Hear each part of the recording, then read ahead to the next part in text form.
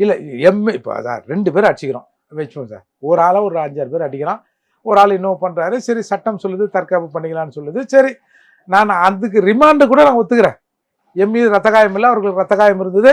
சரி, ஓகே, அது எப்படி வந்ததோ ஏதோ ரத்த காயம் ஆகி போச்சு, தையல் போட்டான், ஆஸ்பத்திரி அட்மிட் ஆனால் அதற்கு என்னை ரிமாண்ட் பண்ணுறது கூட நான் ஒத்துக்கிறேன். சட்டப்படி நான் ஒத்துக்கிறேன். அப்புறம் நான் அதை டிஃபெண்ட் பண்ணுறேன்னு வச்சிங்களேன். குண்டாஸ் போடுவதுங்கிறது எப்படி சரியாக இருக்கும்?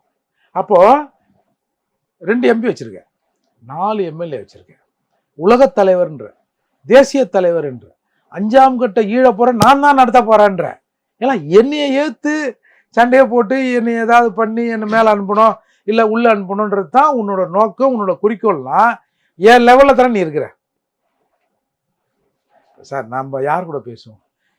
ரோட்டில் போயின்னுக்கிறோம், எவனா ஒருத்தன் ஒரு மாதிரியா இருக்கணும், ஏதாவது சொன்னா ஏதோ சொல்லி போங்கப்பா, நம்ம சண்டை போடுறது, நாம் யார் கூட சண்டை போட்டுனுக்குறோம், இவங்கெல்லாம் போய் நின்றுங்கன்னு அப்படின்றோம். இப்போ நம்ம எங்கன்னா ஒரு இடத்துல ஒரு வண்டியை பார்க்கிங் பண்ணுறோம், எவனோ ஒருத்தன் ஏன் எங்கே பார்க்கிங் பண்ணால் இவங்க சண்டை போட ஆள் எவ்வளோங்கிறான்பா, இவங்கலாம் எதுக்குப்பா போங்கப்பா அப்படின்னு நம்ம சொல்கிறோம்.